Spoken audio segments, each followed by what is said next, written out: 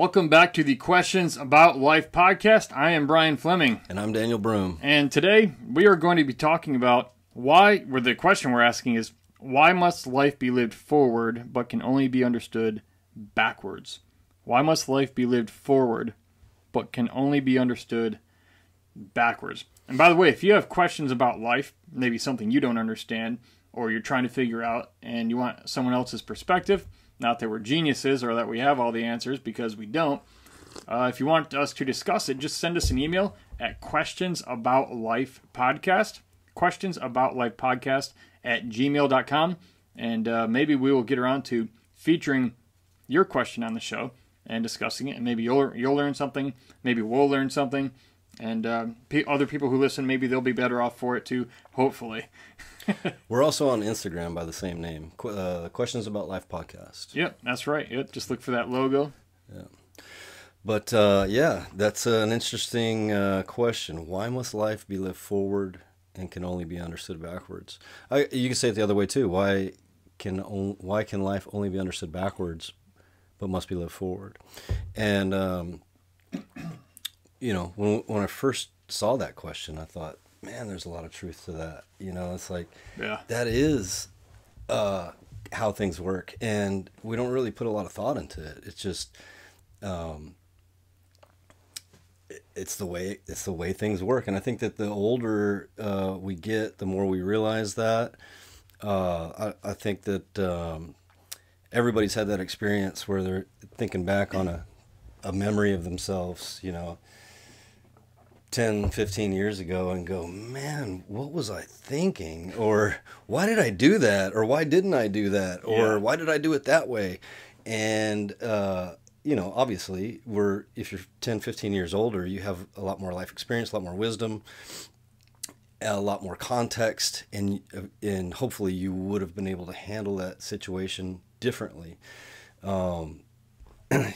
We're born basically knowing nothing. We're just getting used to our senses. And without going on too much of a rant about it, one of the most interesting things I find about that concept is, if I am that person that's looking back 10, 15 years from today and reflecting on it and deciding, oh, I didn't quite understand things the way that I do now. I would have done it differently. Yeah.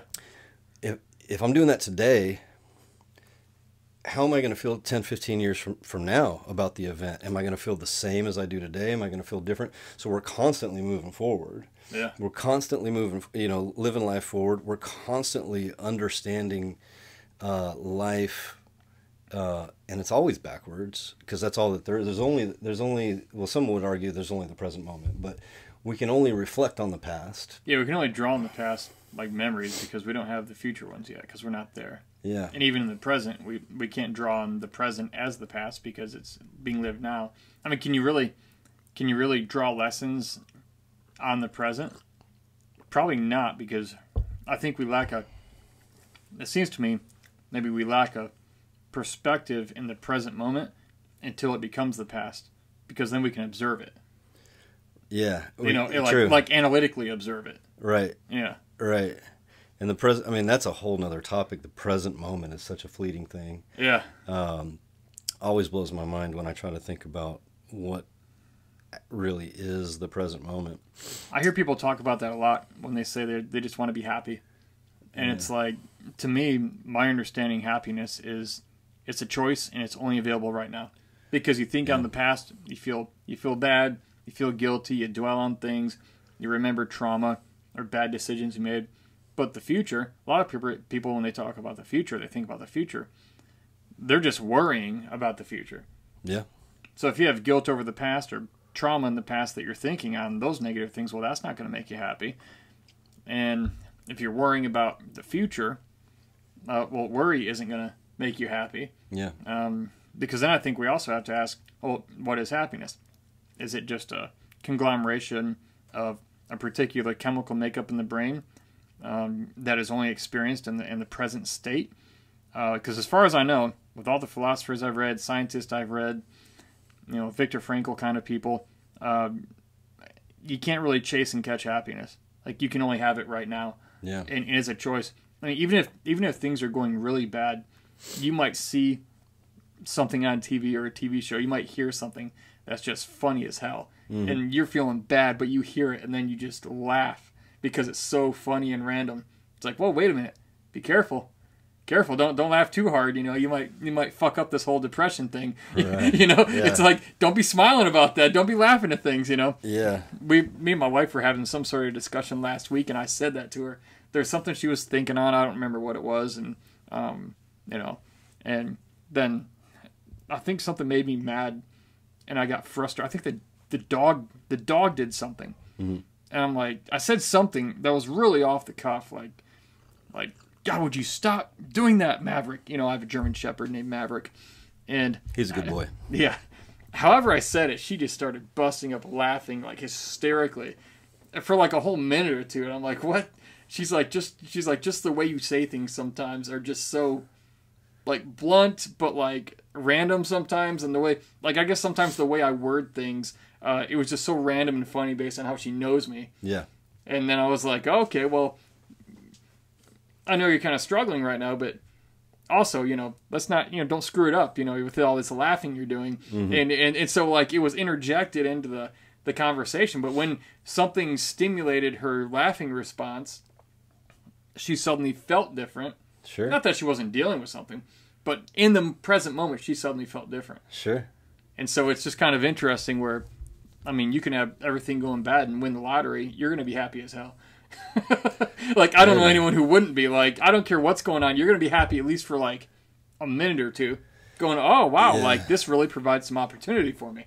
That's true, man. And I don't want to veer too much off topic, but have you seen those articles about people that do win the lottery? Like, I've always heard the usually stories. End up ruining their lives. They say, like, they're better off if they never would have. And I don't know. Like, I mean, you look at some of those numbers.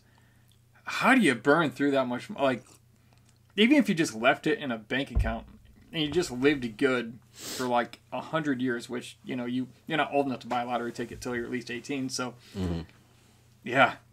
I mean, I guess if you buy 8 or 9 747s and, something wild. Start giving all your relatives money and all those relatives that pop out of the woodwork you didn't know you had. There was one guy that, I think he got interviewed and they were like, what are you going to do with all those millions? He was like, nothing but cocaine and hookers. And then, and that's like a kind of and a he funny didn't laugh, thing. did he? That's like a funny thing to say, but then that's what he went and actually did and went broke. He wasn't playing? Yeah, no. Oh, my God. You say what you will about him. He followed through on his commitment. Well, he was a man of his word in that case, at least, right? Yeah, so he had to go back to work. But I can't imagine.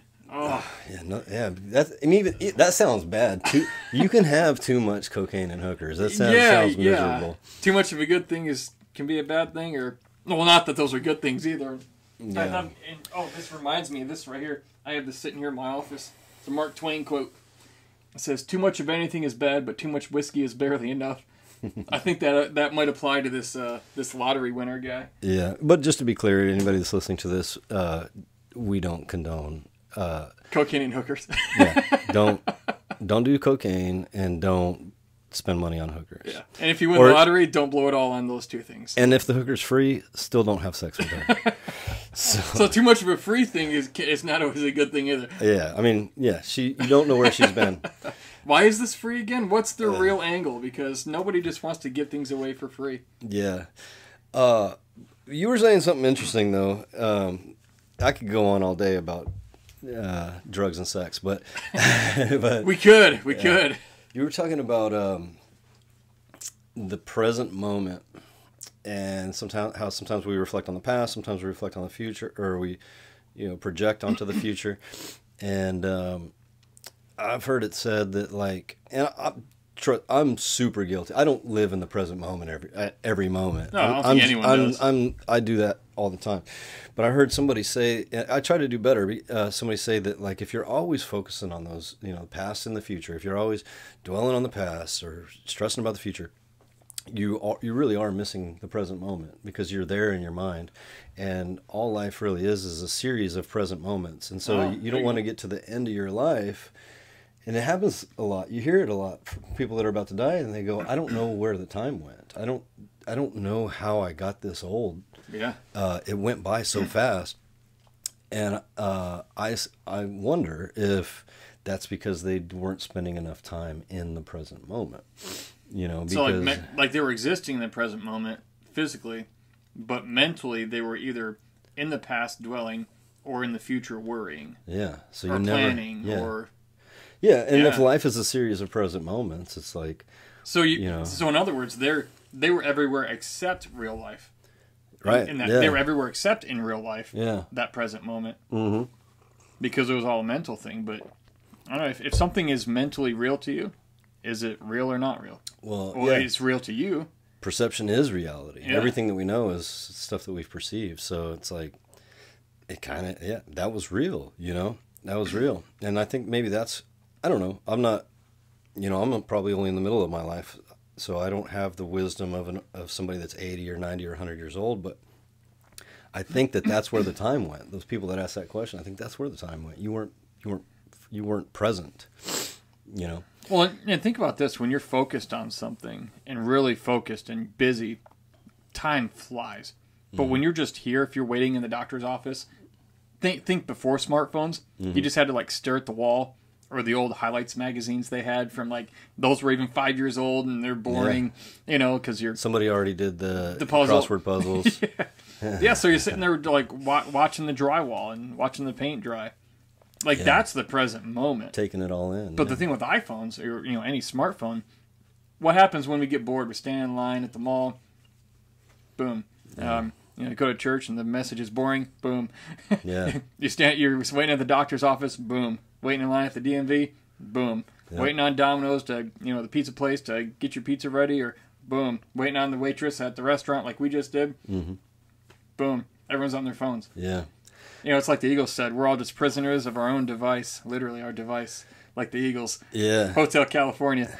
Well, and also, I agree with you there about how like boredom, just idle time has gone away. If you've got a phone in your pocket, and who doesn't have a phone in their pocket? We don't have the opportunity to be as bored as we used to be. Yeah. But a lot of value comes out of it. Yeah, so you miss out on a lot of like the daydreaming and the benefits that come with that, and the thinking and all the things that come with that.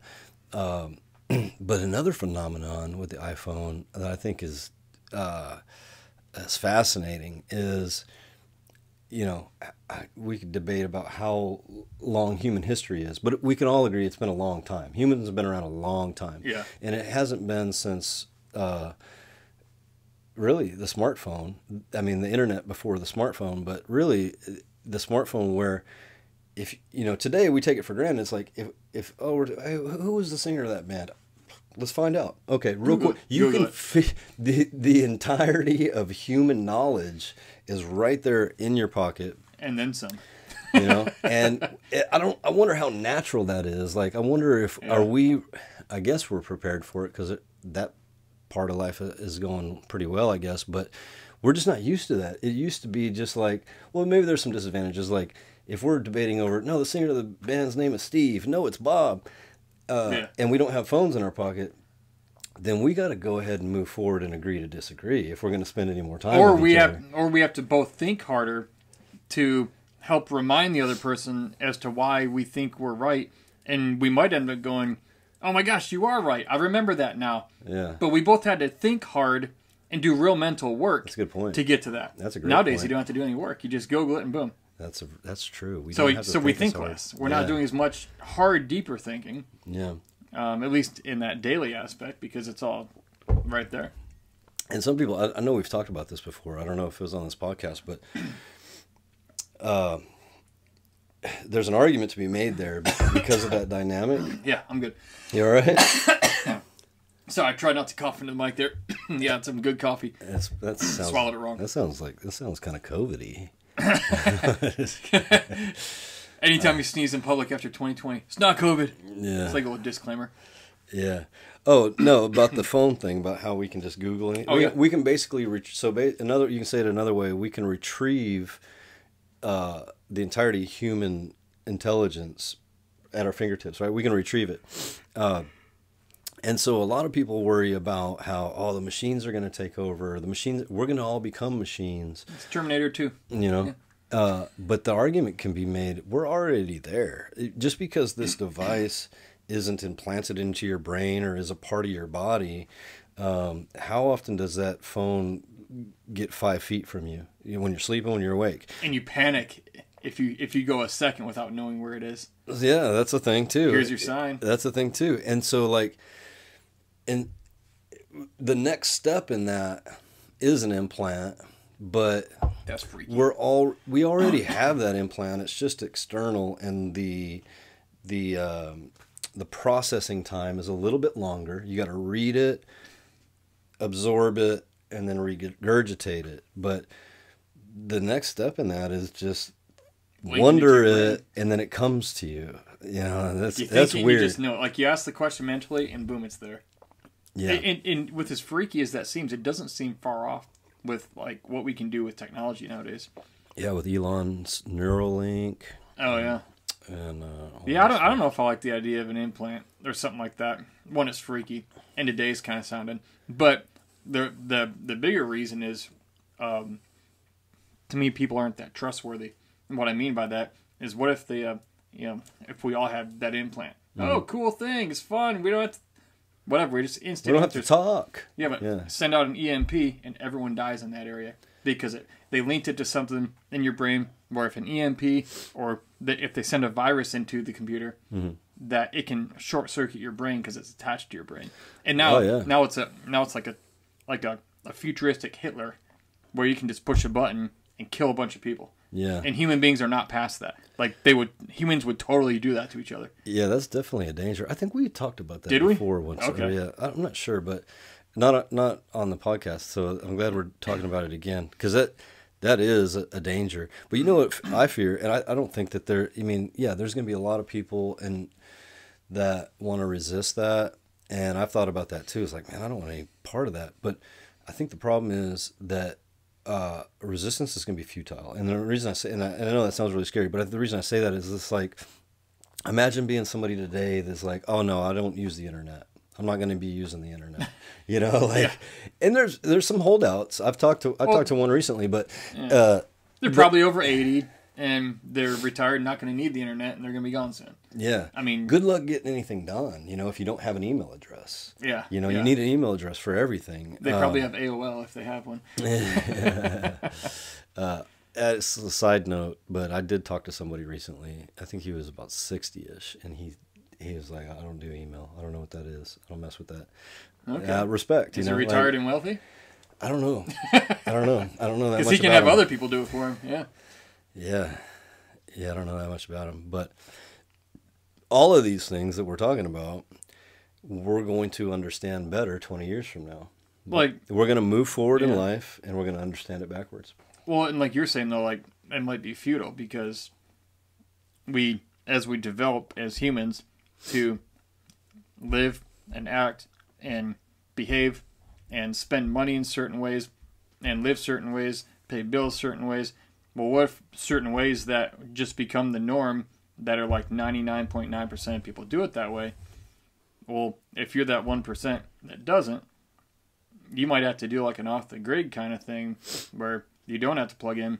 But if you want to progress forward in life, you use these apps or these systems that we use to get these things done. So it's almost like, too, if you really wanted to push it as a power, as like a power and control thing, you create something like that. Let's say the Neuralink thing, and then you create an environment where basically to buy food, to pay money, to receive money, you basically have to have it. Get a job. If you don't, it's your choice. Yeah.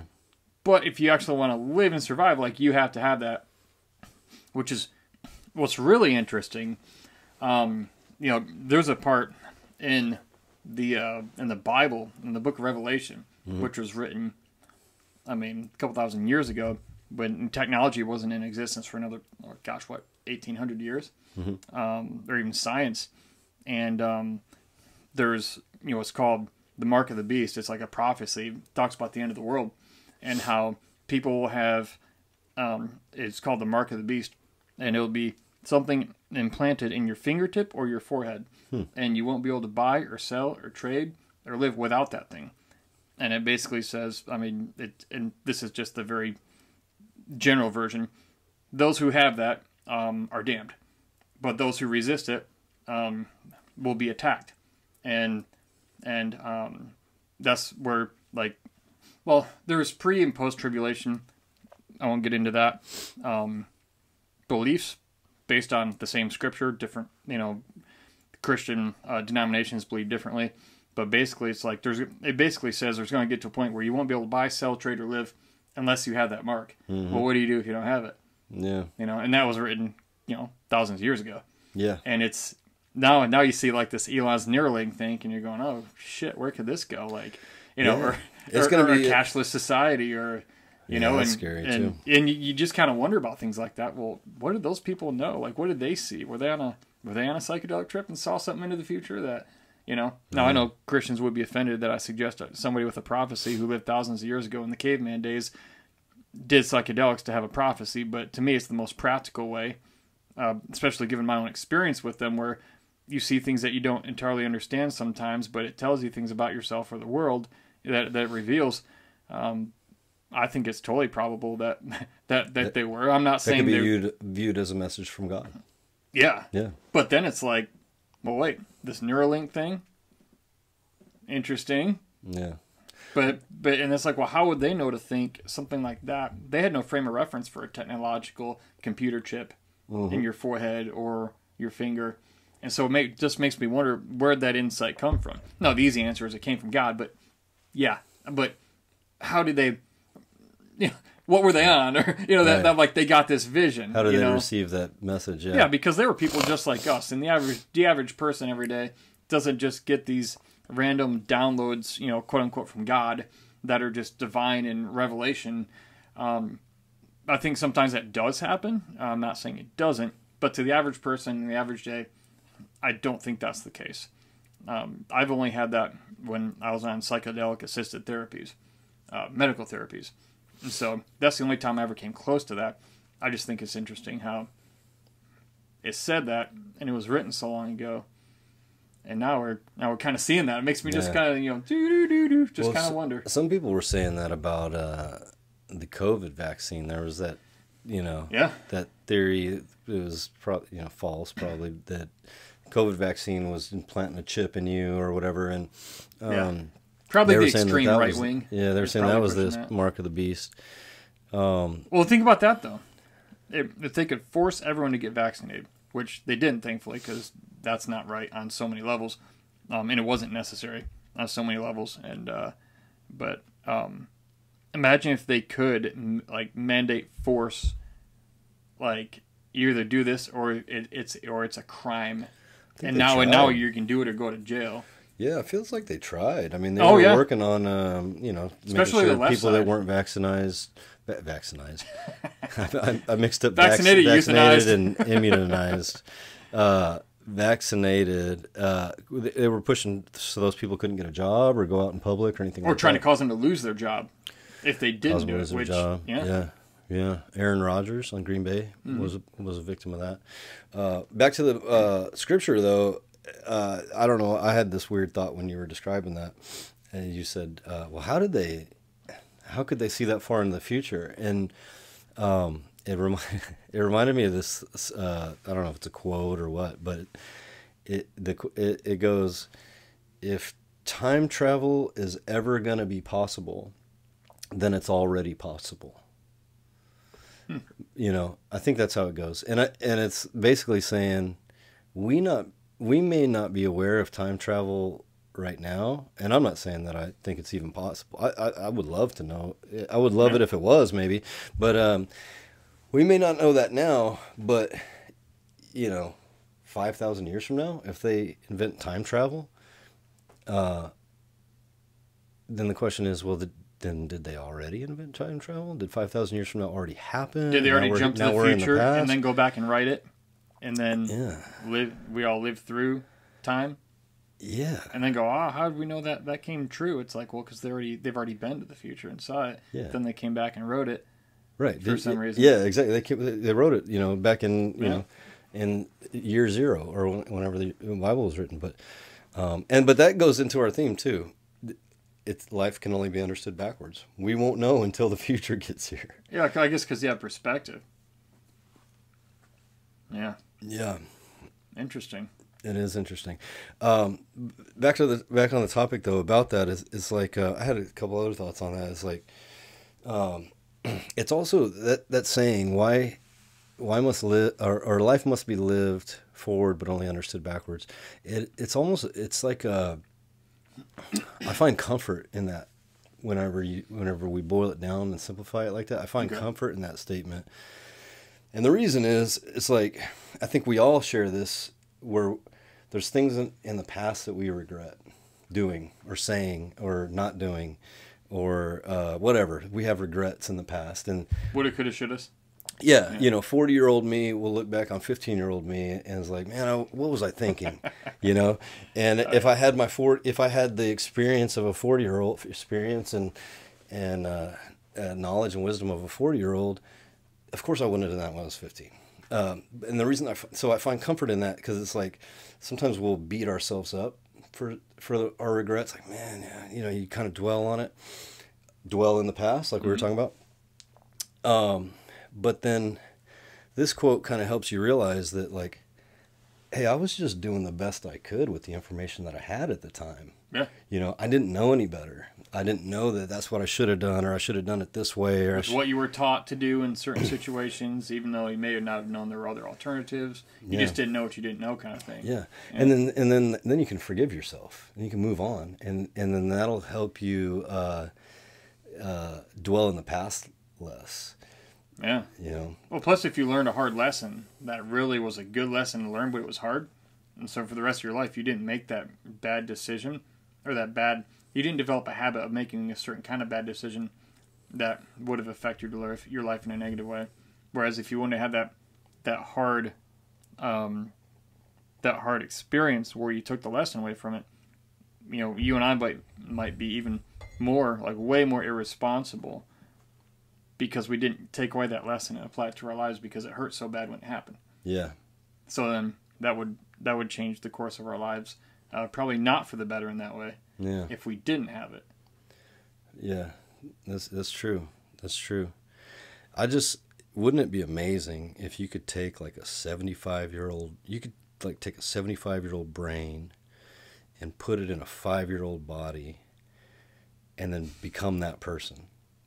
Wouldn't that be amazing, man? So that person can live like for generations just in a different body. Yeah, and like imagine like the strides Einstein would have made if he could have lived and mentally functioned at the same level for like 500 years. Yeah. Or Isaac Newton or any of those guys, That's true. But they were confined by time. And the biological clock ticking against them. Yeah. Well, and the mystery is none of us really know what happens after we die. We don't really know. We all have our ideas. Yeah. But nobody can say for certain that they know. We have our ideas. For sure. Our ideas and what we're told we are supposed to believe about that. Yeah. Yeah. We've all had influence on what that might be. But whatever it is, if it's, well, we don't know what it is. And so we don't know. Maybe Einstein is continuing his work. Maybe he is. We don't know. I don't know. Yeah. In a way we don't really comprehend because we don't know we don't know. Yeah.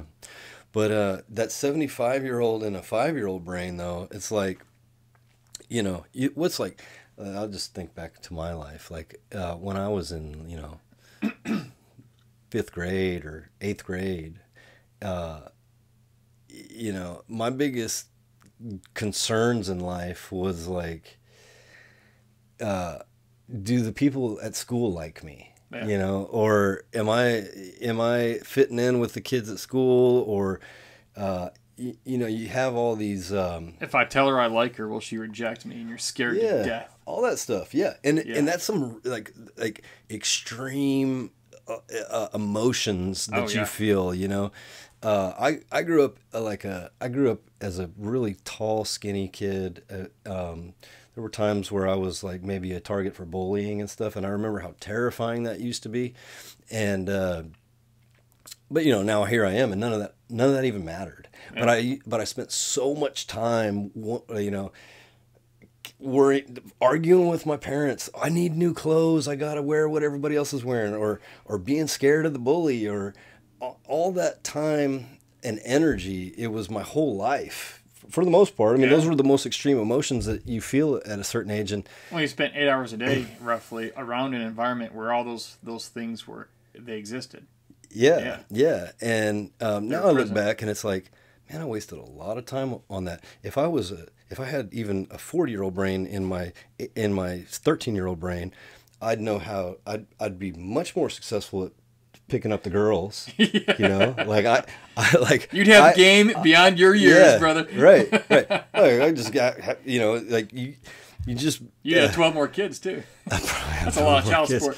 I'd probably be broke. Yeah. But you know, you could bet. Well, no, that's time travel. But you could. It would just be amazing what you could do, and it's almost like I know I'm being long-winded here. I'm gonna get to a point. It's almost like a sick joke that people are playing. The older and wiser you get, the more sort of a grasp that you get on understanding life. As that's progressing, your body's ability is regressing at about the same rate. So it's like right when you're like, oh, I finally have. I wasn't. Everybody's different, but I wasn't a very disciplined person when I was younger.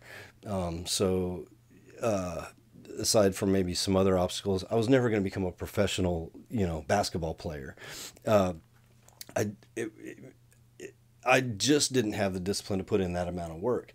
Today, I think I do. Today I think like, man, if there's a chance that I could be in the NBA, I'll go practice basketball for 12 hours a day. Yeah. I'll go do what Kobe did because it's worth it. Yeah. I know the value of hard work. The value of the hard work and the probability that you might actually be able to pull this off. Yeah. But unfortunately, now that I have the wisdom and the discipline, there's no way my body's going to be able to do that. Well, you're not in that physical prime anymore you were 15 to 20 years ago. Right, and it's regressing. I'm almost 44 If you try to now. become a UFC fighter, a cage fighter, at 38, 39, not saying it can't be done, but you are past your prime physically. Yeah. Like, unless you're just a unique humanoid, whatever the hell you are, you're like 1 in a trillion. Like, because you have, just this massive amount of testosterone and for whatever reason, your body's different than the rest of us, where you can, Or imagine if you had the wherewithal, the wisdom on how to connect with women and pick up women easier, to how to take care of yourself. I really don't know how they think. And you had the sexual prime of an 18-year-old, where you had the physical sexual prime and you had the knowledge of, quote unquote, how to pick up chicks. Mm-hmm. I don't know that 3.5 billion males doing that, having that knowledge and that physical ability, would we just overpopulate the earth like 1 billion times faster than we would otherwise? So is it kind of like our body or our species way of sort of pulling us back and keeping it balanced? Maybe. I don't know. Maybe, yeah. But I mean, see, in that scenario, you're saying that all the males have the wisdom, but the females don't. Well, I was just speaking from a male perspective, because the ladies could also have their own. Yeah, because they'll. Well, then it'd be even harder to get because they know the game you're playing. Exactly, they're aware of the game. Yeah. So that would influence it also. Yeah. I was just speaking from a guy's perspective, but yeah, it would totally be true in a lady's perspective. Yeah, and the way it would influence them. Yeah, they're like, oh, I know what this is. I know what he's doing. I know what that phrase means. Yeah, he's trying to be smooth. It ain't working. I may be 13, but I have the wisdom of a 75-year-old. Got the body of a 13-year-old, but the wisdom of a 45. Yeah. So yeah, you wouldn't be able to trick them. Yeah. So okay. So in that case, we might be just exactly where we are, because it's like, oh, we see less now. But if we both, if male and female both saw more, then would it even gain an advantage on one side or the other, or would it just be equally disproportionate just on the other side of the picture? Yeah, or something. It's hard to That's say. a good point. Yeah, it's hard to say. But if we're accepting, so I think that like if we accept things the way that they are as is, where it is that you must live life forward, you must only understand it backwards. For the individual, it's not that great of a thing. But I think for society, it's actually a good thing, because like in the way that nature is sort of designed, is where, your kids are, compared to you and compared to me, our kids are really dumb. They have very little wisdom, very little life experience. They haven't, they just don't have the knowledge that we do about how. And we often forget that when we get mad at them sometimes. We expect them to know, like, of course, how do you not know this? And then you go, oh, she's 11. Yeah. Like, damn, I'm an ass. So, yeah, so they have to apologize and try to make it right. Yeah, so they're, Guilty. living their lives, but they lack the, sometimes what we would call common sense or whatever. They just haven't experienced it yet. Yeah. But the way nature's designed is we have as their parents, and so we're there to guide them. And then in the way that like lifespans work is when you're a brand new parent and you're in that situation, typically speaking, your parents are still alive. So as a brand new parent, you have somebody that has all this experience as a parent that you can turn to for guidance. So their guidance, giving you guidance on being a parent, you're giving your kids guidance on being a kid. Yeah.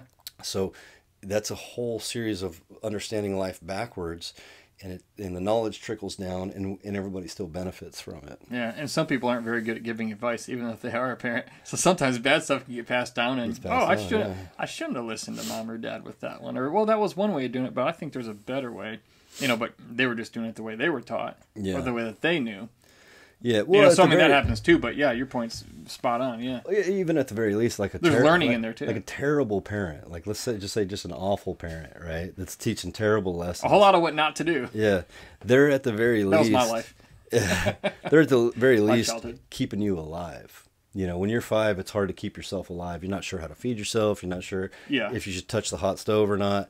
And so somebody there, even if they're a bad parent, and go, get away from the stove, dumbass. Yeah. It's like, well, it's still good advice. At least I didn't get burnt. Yeah. Yeah. Yeah. Or if you do, you learn once and you go, I'll never do that again. Yeah. Yeah. So, yeah, it's not so good for the individual, but I think it is good for the human species survival as a whole. Yeah. One thought I had, in the beginning when I wrote it down when we were talking about this is two things.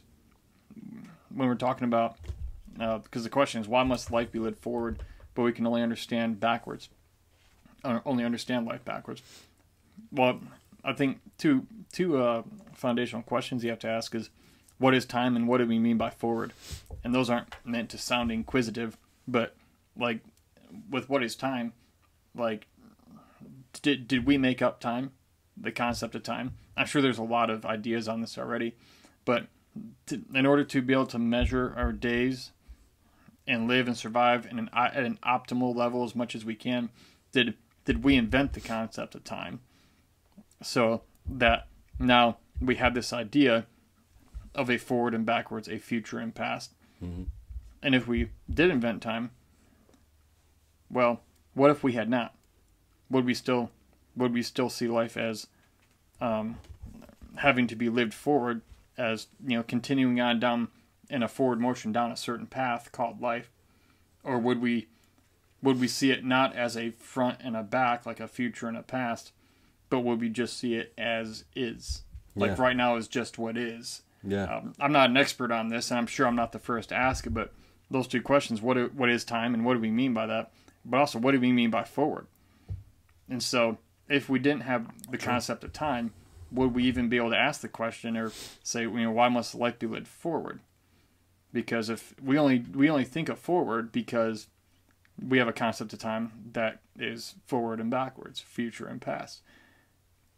So, if I don't even know where I'm going with this, but if we did not invent the concept of time, like if we had no concept of like it's been 7 days since last Wednesday. We wouldn't know that if we were just in the moment. So if we didn't invent a concept of time, if we did invent it, like I don't think we'd know if we had to live life forward, because I don't know if we would know what forward means. There would be no forward. There would be no, and there wouldn't be a backwards. It'd just be like here now. Yeah. Not to say that'd be the best way to live. Like I don't know what that would be, but did we invent the concept of time in order to optimize our survival on this earth and our chances of getting by for the longest amount of time possible before we eventually die. That's a great point, man. I've thought about that a lot, and I still haven't completely wrapped my brain around the concept of time being different from what we've sort of labeled it as. But I feel like I do understand why time is being perceived the way that it is by humans, because the sun rises and the sun sets, and does it? I don't know. Does it? What if the Earth is sideways? Then it's just going around. It's not going up or down. It's going. It could be, man. What if it's But how do we know it rises and sets? What if it's a different sun every time? It's not the same one.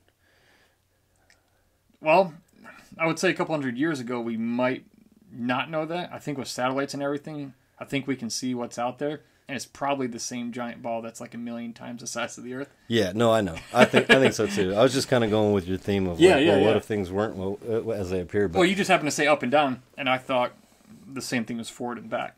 It's like, how do we know it's forward and back? Oh, I see what you're saying. How do we know it's rising and setting?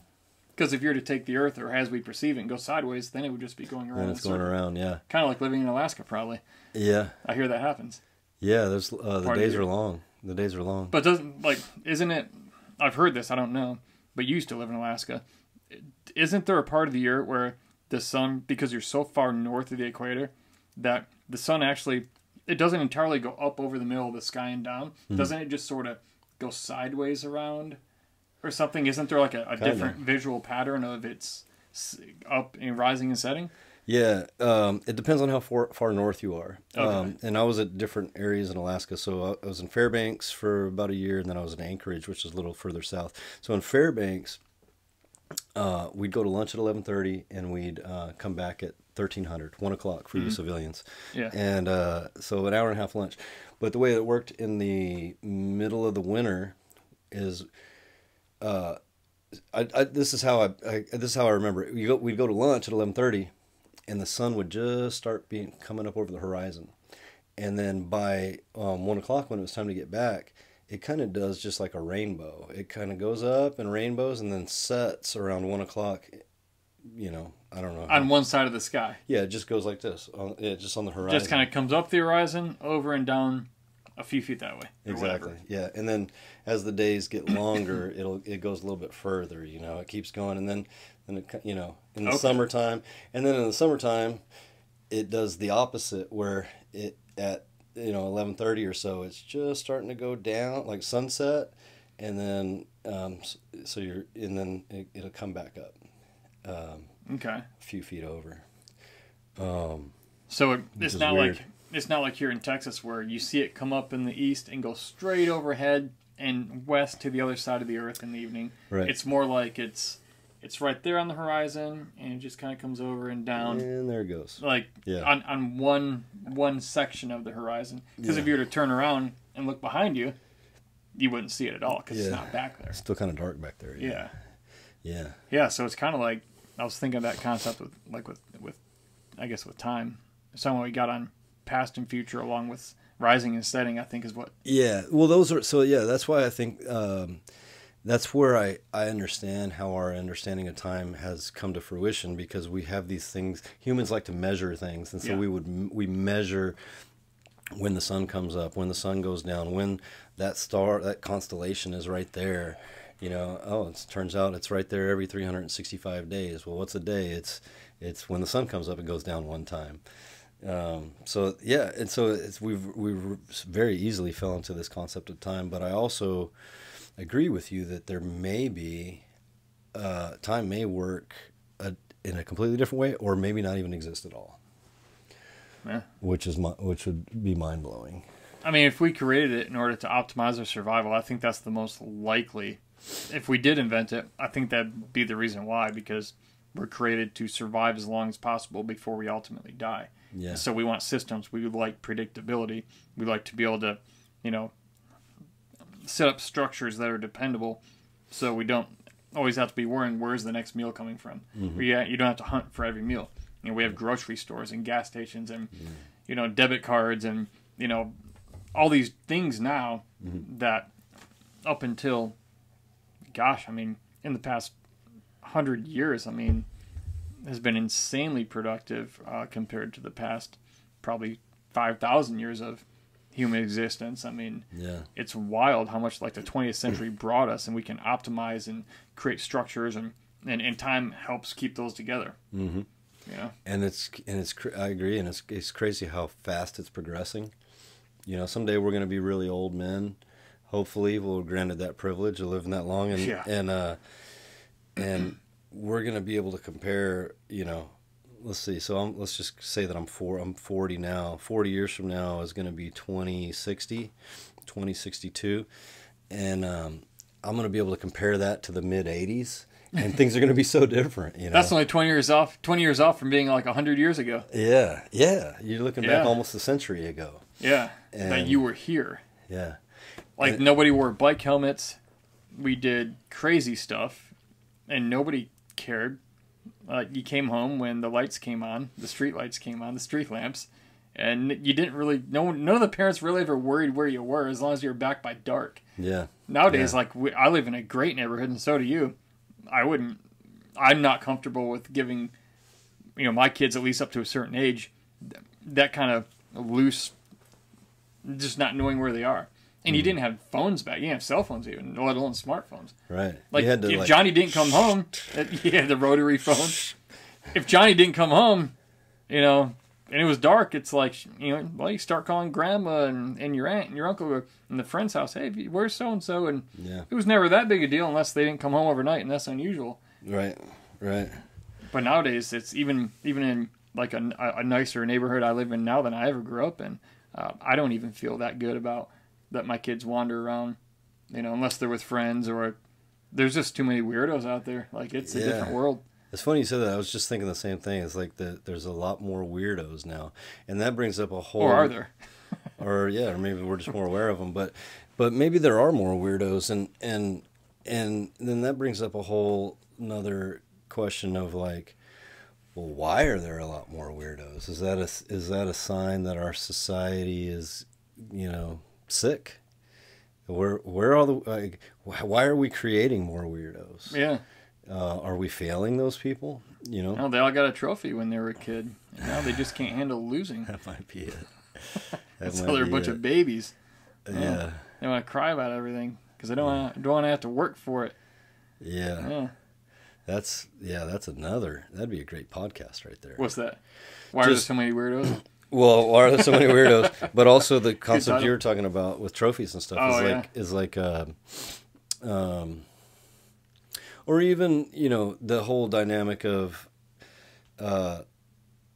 is helping people, is the right way to help people improve their lives? Is it by just giving them stuff? No. I don't think so either. Never. I think there's a time helping them earn it. If they're destitute and they're literally like starving, give them food. Nothing in return, of course. Sure. Yeah, but you don't want to feed them at the same time every day. But if I'm going to give someone $100 because they're in need, I'd be like, hey, can you go nail those 4 panels onto my fence, and I'll give you the $100? Yeah. That way, at least they worked for it. Yeah, they earned it. Yeah. And not only that, but they can be proud of the $100. No one just had pity on them. Exactly. Like, oh, I earned this money. Provided value. Yeah, provided value. Not only is that a great business lesson for making a ton of money, provide value, because that's all people pay money for, but also, you don't have to feel like if this person is always around, maybe they're looking for more work. And you gave them money last time, and they can do stuff for you. And if you have the money to pay them, that's a good deal because both people win. Yeah. But also, they don't have to think of themselves as somebody who just receives other people's pity and that they're a lesser human. They can respect themselves more and say, yeah, they helped me out, but I worked for it. Yeah, and hopefully it motivates them to go do some more work for some more money. Well, and people have this idea that like working is evil or that it's, I mean, if you do something that you're good at and you enjoy and provides a lot of value, you're living like the best life. Yeah. Like if you're good at something, you'll get paid a lot of money for it. And if it meets a big need, you'll make even more money for it. And if you enjoy it, you'll be happy much of the time doing it. Yeah. And so, but because the alternative to that is just like, well, just free handouts. Let's just give them free handouts. Nothing good comes from that. Let's have everybody. Yeah. And then who eventually who pays for the handouts? It's got to come from somewhere. That are working, the people working.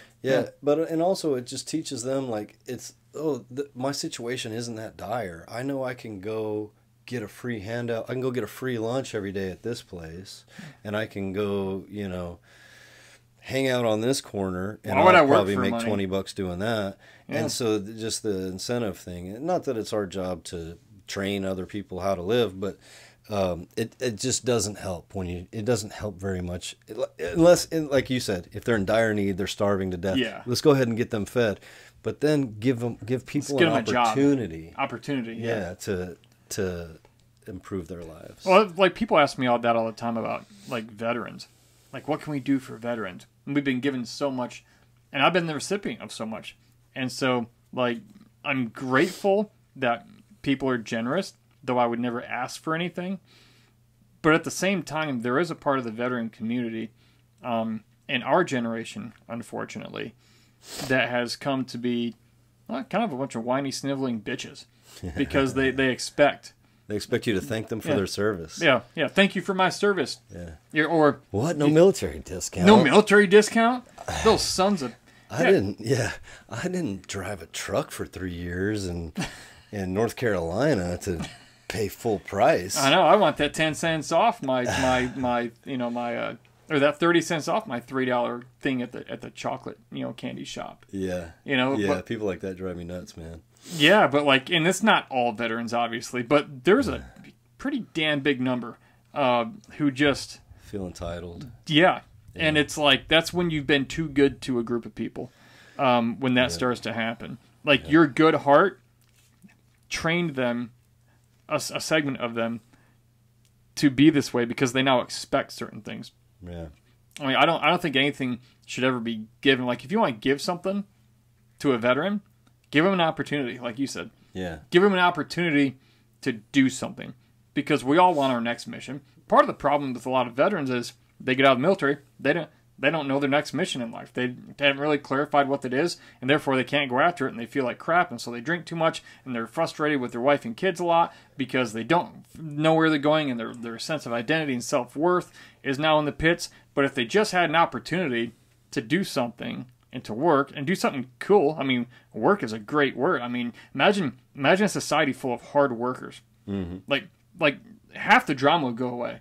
Yeah. And people causing trouble would get punched in the face a lot more often, and they wouldn't do it as much because people are busy and productive. But when you get people sitting around just being lazy or they don't have to do anything, those are the worst people to be around. Yeah. In many cases, I'm not saying every person. I understand there's exceptions, clearly. But you don't want a whole group or society or people like that. Yeah, and I agree with you because I also think that when that happens... when we have too much idle time, or we're not doing something that is exhausting, is probably the wrong word for it, but is challenging. Requires effort. Yeah, it requires effort. Yeah, and you don't have any time to be worried about or arguing about some of the stuff that shouldn't really freaking matter. Stupid shit. Yeah. It's like, I'm busy, I'm working, I'm tired, I'm too tired to argue with you. And that really doesn't matter. Yeah. It's like I'm busy, man.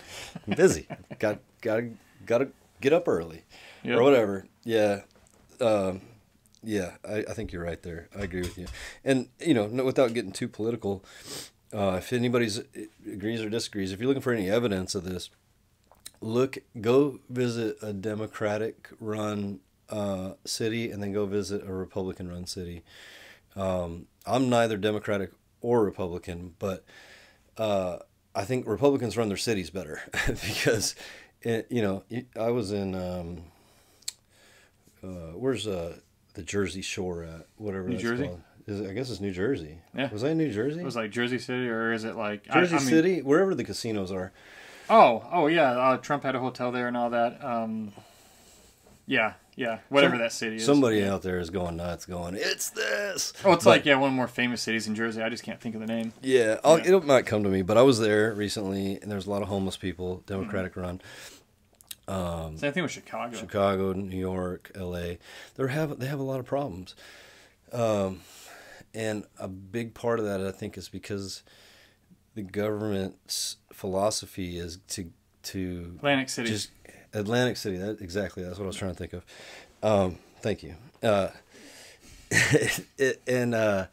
If you teach people that, oh, you don't have to do anything, we're just going to come we're going to come take care of you, then they're just going to come to expect that. But if you and so their heart's in the right place, they really want to help these people. Or it's a political strategy, but I think both are true. Maybe both are true, yeah. And no one really knows where the balance is. Yeah, maybe some are doing it intentionally just for political reasons, and others, their heart's in the right place. They see somebody that's hungry, they see somebody that's homeless, and the natural instinct is like, well, let's share what we have with them. Let's give them some stuff. There's no malicious intent at all. They're legitimately trying to help, but they're not realizing like that's not helping. It's helping in the immediate term, but that person is not going to go and improve their life because you're taking care of them. Yeah. Because you're taking care of them. Yeah. They're going to expect you to take care of them. Like a trained dependence. And that's some people. Like other people, man, they just had to get by and survive yesterday, and now they're back in the fight and they're climbing, but those aren't the people we're talking about. Yeah. Yeah, exactly. Because, I mean, it's like if they say, like, you're at the beach, and they say, don't feed the seagulls. Mm-hmm. Why? They'll keep coming back. They keep coming back. And they'll steal food right out of your freaking hand. Mm-hmm. I've been places they do that. And I see signs and I'm like, whoa, that'd be funny to watch. And then it like happens to somebody in front of me. Yeah. Or you set your thing down for a minute to go sit your hot dog down to go take a picture. Yeah. Thing runs up, grabs it, and flies off. And you're like, it really did. They've evolved to realize that it's easier to steal from a human than snatch a fish out of the ocean. Yeah. We're easier to prey than fish. So if something happens to us, man, they might be trained and evolved to the point where they don't know how to naturally hunt fish anymore. And yeah, what if the people go away? What if people stop coming to that beach? Yeah, with all the free food, that's easy to snatch because some people are dumb and they don't follow the rules, or they don't heed the signs. Not dumb, but they don't heed the signs, and kind of like me, like, oh, that'd be funny. I doubt that'd happen. And then you're like, dude, where the hell did my hot dog go? It's like, oh, we told you. And when something like that happens to you, you feel so punked too. You're just like, oh. You want to get mad, but then you're kind of impressed. Yeah. The last place I saw that was up on Mackinac Island. Right in northern Michigan, between the Upper and Lower Peninsula. My family and I, we were riding bikes around the island. It's like 8 miles around, and there's this one spot where they have like ice cream, French fries, hot dogs, these snack stands. And so we parked our bikes and we went up there, and yeah, like we saw that happen to somebody right there on a sunny day, right there on the Straits of Mackinac, right there at the beach, and I was like, oh, wow, that actually does happen. Yeah, I've seen it too. I thought, oh, yeah, we see the signs. It probably rarely happens. I'm like, no, it happened a few times while we were there. Yeah. Like, this is a thing. Like, they come. And so, like, if they stopped having food, where are they going to come? Back to that spot. Mm-hmm. Not a different part on Mackinac Island. Mm-hmm. Well, same thing with people. Well, right. If they don't want to work, or it's easier. Hell, if you can make more money by not working, then the whole idea is, well, why would I work? Because I don't make less money, then I have to pay taxes on it. We saw that kind of thing with like the COVID relief, whatever, for a time, and that big mess. I'm not even going there, but the whole creative problem. Then swoop in as a hero and try to solve it. I mean, typical politician move. It's oh my god, it's so pathetic. I mean, for anyone with eyes in awareness, they can see this stuff. But I saw a meme yesterday that is. It was a guy, he's holding a hammer in this hand and another kind of hammer in this hand. And his shirt says US government, right? And there's a quote, and he goes, I created the problem with this one. Now I'm going to fix it with this one. Pretty much. Right. Pretty much. Oh, and by the way, I'll be your hero. I'll fix the problem. I'll swoop in. Vote for me. Yeah. Yeah. Yeah. Oh, yeah. It's crazy, man. Yeah, crazy stuff. Well, that's probably the way we and that's on both sides. We see that crap all over. I mean, it's not just one side. Like, I do notice it more on one particular side, not because I'm being biased, but just the habits and thought processes of one particular side. I see it more often. But every people group, like anything I can ever criticize against a people group, I look at and I'm like, okay, I'll bet every people group has crappy people like this, good people like this, thinking people like this, non-thinking people like this. Yeah. It's just kind of like pick your group. They all probably have the geniuses and the idiots and everything in between. Mm-hmm. And I'm yet to find the ones that don't. Whether it's the liberal left, the conservative right, or religion, or of any religion. You've got the thinking ones, and then you got the really passionate ones who don't know a damn thing, but they're very vocal about it. Yeah. And the loudest ones usually aren't the most intelligent ones, and that's in any group. But it seems to be true in many cases. Yeah. And I think that's and I talk a lot. No. What's that mean? Maybe I'm one of the idiots. I have been, maybe. Who knows, man? Don't put it past me. 10, 15 years from now, I'll look back and see how you feel about it. Like, yep, I was right. I was in that part of the group. I hope I've moved to the other side of the group now. Yeah. Well, I don't think you talk too much, but... well, thank you. But, the truth of the matter is you're doing the best you can with the information that you have today. Yeah. Well, and I try to talk when I actually know something about something of value. If I don't know anything, I try to keep it to a minimum, unless I have a different perspective on it that could help people think different or think better about something. Because sometimes people have something to think. They only have the things they want to say because they're thinking only one way about an issue. And it's the way they've been taught to think about it. And they're saying the things they've been taught to say about it. Yeah. But if there's a different perspective and go, well, what about this?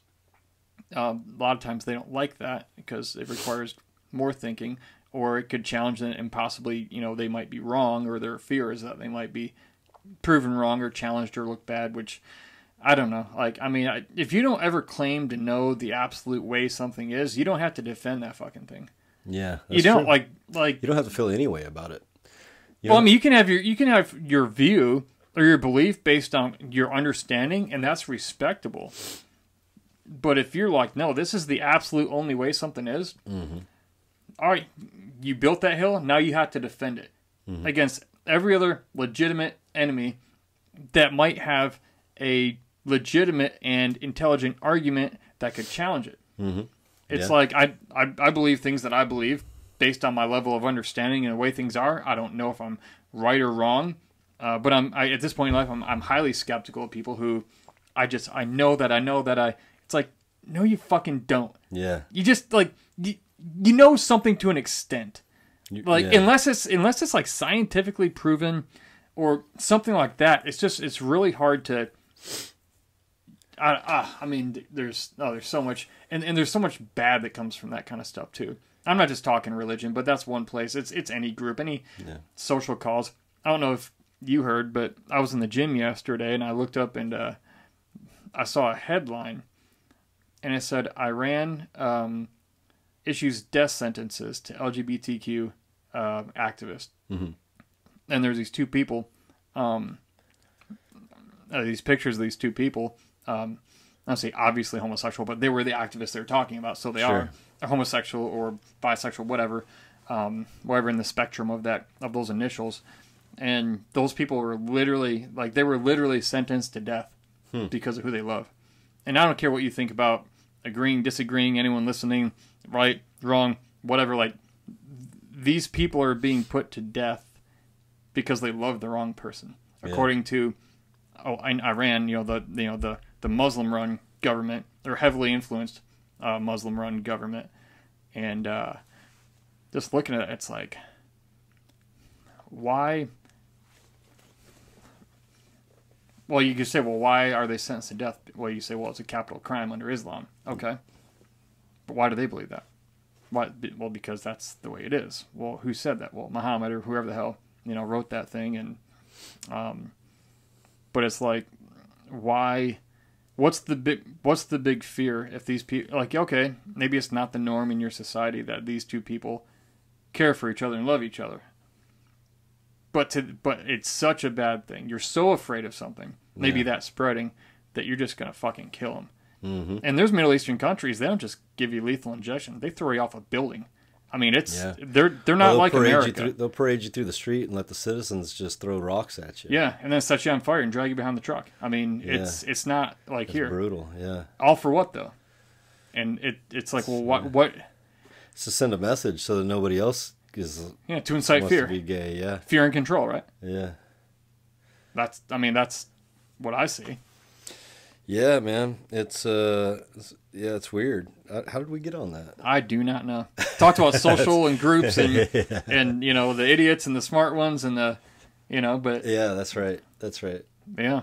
And I'm sure there are Muslims who are like, wow, that's really unfortunate. Maybe they're a Muslim, but they're like, I don't believe in killing those people. Mm-hmm.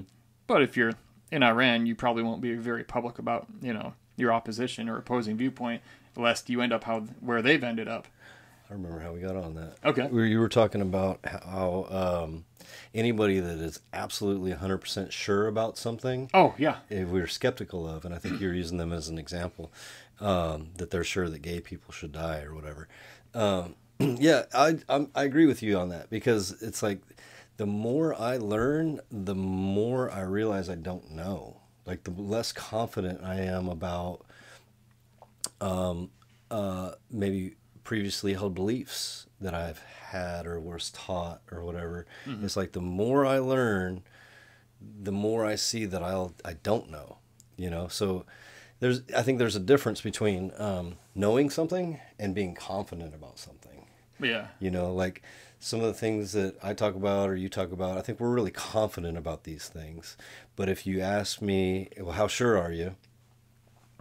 Again, I'm just using the information and resources that are available to me up to this point. I could be I could be shown new evidence, or in your ability to reason that. Yeah. Your individual ability. Or live a little longer with a little bit more experience and to be able to see it differently, because I can't count how many times that's already happened. Yeah. Like something I was super confident or thought I knew when I was 20. Now I look back on that and I was like, I was a freaking idiot for thinking that. That was stupid. I love the Mark Twain. I love the Mark Twain quote. He said, "It's not what you know. It's not what you don't know that gets you in trouble. It's what you know for certain that just ain't so." Yeah, that's. It's not what you don't know true. that gets you in trouble. It's what you know for certain that just ain't so. And man, you just said, I can think back on my life and I can look and go, yeah, I was certain, but it just wasn't so. Yeah. And we also think that people older than us, like it's a thing, it's like, oh, they wouldn't understand. They're old. They wouldn't get it. And now that I'm getting old, it's like, oh, no, they really get it. They understand it 10 times better. Maybe than I they've do. lived it. Yeah, a few times maybe. But the problem with that, though, is like there are some adults that, if we're talking about dealing with kids, there are some adults that have either purposefully or accidentally forgotten what it's like to be a kid. And so... Or they still are. They're just in an old body. Or they're still a kid, yeah. Because, there's some older people, respect your elders. Sure, that's fine in general. But everybody? There are equally dumb senior citizens as there are equally dumb teenagers. Yeah. It's like you're in an old body or a young body, but, that person's been here a long time, but they really didn't learn a lot or do a lot or contribute a lot. Nothing against them. You've existed a while, but, your age doesn't, give you a bunch of wisdom in every case. Yeah, it's might not give automatic, yeah. It might, to some extent, probably. But yeah, no, I agree. Yeah, it's not just a blanket thing. Like, oh, well, since they're older than 65, then you gotta respect them. They have the best. They have the best advice. Not really, not all the time. There are people that are old that don't deserve my respect. Yeah, exactly. Yeah. Oh, I could go on that one, but I won't. Yeah, that's another podcast right there. We're coming up with somebody write this stuff down. Yeah, I got a couple of faces and names that just came to mind. Yeah. Anyway, yeah. But yeah, anyway, we got, about 10 minutes left here, or maybe 5. Yeah. Any other thoughts on the living life forward, understanding it backwards? Yeah, the original question was, why must life be lived forward but can only be understood backwards? And, it's... Is it, do you, when you hear, let me ask you this, when you hear that, does it bring you comfort? When I hear that, does it bring me comfort when I hear, why must life be lived forward, but only can be understood backwards? I don't know if it's... I think I'm indifferent. I don't think it's comfortable or uncomfortable. Yeah. I think it's just kind of like a fact of life based on our ability to think and understand the way that we currently do. it would be nice to, well, what if we switched those? You know, what if we said, what if I'm just thinking out loud, what if we switched it in reverse? Why must life be lived backwards but can only be understood forwards? Or if you lived your life backwards, would you can only understand it forward. I mean, you probably wouldn't go very far by nature. It'd be the same effect, I guess, right? Because your highest understanding would be when you were a baby. Which isn't very much. And you'd start out We'd all be at the idiots. moment before you died. So you'd have no knowledge the moment before you died. And then, but you'd be a smart kid. Boy, you'd be smart at the beginning. And then you just get dumber as you die. It would be equally as frustrating because when you're at that pinnacle of wisdom, right when you're born, you don't have the ability. You can't do anything. You can't even talk, right? Or maybe you can talk. Yeah. Maybe you've developed those skills, but maybe you can't communicate something. You can't deep do anything in a way that you need to convey it. You can't put your ideas into action. Yeah. But it's like the opposite you said though. If you're too old now, but you have all the wisdom, the clock's against you. Now you can't take advantage of the opportunity because by the time you realized it, the time was already passed. Yep, it's time to go back inside. Yeah, so you're kind of screwed on either end. It's kind of like choose your poison. Well, and then along that theme, so that's the opposite, right? Yeah. And then along that theme, whether it's moving forward or backward, understanding's going like this, and what is it? What are the two? Understanding and living. Like mortality? Yeah, your mortality. Yeah, so your understanding's going like this, your mortality's going like this. At some point they cross. Yeah. And that's your sweet spot, right? Like that's when you have the maximum wisdom versus maybe youth, like physical ability, in proportion to your ability to maximize something on it or to use it. And then it makes you wonder, when is that? Has it already happened? Is it about to happen? Is it right now? Or does it move based on what you do? It can move, like right? If you keep learning in your 40s, 50s, 60s, 70s, if you start a new hobby or venture every 10 years, you get new skill sets. You understand life better each time or in different ways each time. Would that keep moving? Would it go from crossing as an X at some point to, okay, yeah, you're going down, but would it be like a higher X? Instead of crossing in the middle, would the X cross more near the top? Yeah, or is it weaving in and out for a period of time? Or would it start like this, like maybe the crossing of the two lines of the X are lower, and then they go to the middle, and by the end of your life, they're at the top. So they were fluid the whole time and moving because you kept progressing in knowledge and insight as you aged. Well, especially if you were taking measures to prolong your life. Like, let's say you were... Oh, if you could. If you're on a terrible diet, and drinking a lot and smoking cigarettes, and then suddenly you decide, I'm going to start running marathons and eating well. Well, that's, in theory, is going to prolong your life. And so... Yeah, there's some of it. That's true. Some of that is within our control. The knowledge is, the wisdom is. You can start gathering more wisdom, and you can start taking measures to maybe extend or prolong your life. But even if we are on the constant downhill, because we're gonna die. So I guess I was inaccurate in saying what if it crossed like this, because these are both. Well, I guess depending on which way you look at the X, either both of them are going up or both of them are going down, or one's going up and one's going down. Yeah, I guess it would depend. Interesting. No, but I think also you're right that one's going down, one's going up, and there's definitely going to be at least one intersection. But what if through our own actions we intersect, and then we take some actions, then they intersect again, and they kind of start to interact with each other. Two radio frequencies that kind of hop over each other and cross every now and then. Yeah, like a radar kind of. And then at some point, your efforts are the inevitable is gonna happen, and you're gonna just get old, and you're just gonna die. We can't stop that. But what if that happens at 90? You can dance for a little while. Yeah. What if that happened at 92 instead of 62? Mm-hmm. Yeah. Like how different your life would have turned out with that extra 30 years. Yeah, the difference you can make. Yeah, the difference you can make. The person you'd be, the family and friends you would have, the life you could live. The influence you could have on younger, less wise people and help them, because they're going to live longer than you, and you can help them even after, with that, by implanting that wisdom or knowledge on them, so that even after you're gone, the benefits from your existence continue. Yeah, like they benefit more because you lived to like 92 rather than 62. Mm-hmm. So that ripple effect of your existence is much greater than it would have been if you just would have stayed with all the dumb habits and not learned anything else after college. Yeah. Or they say there's that whole saying that like most people don't read another book in their life after they graduate college or after their formal education completes. Not that everyone has to be a reader, but I can't imagine living that life.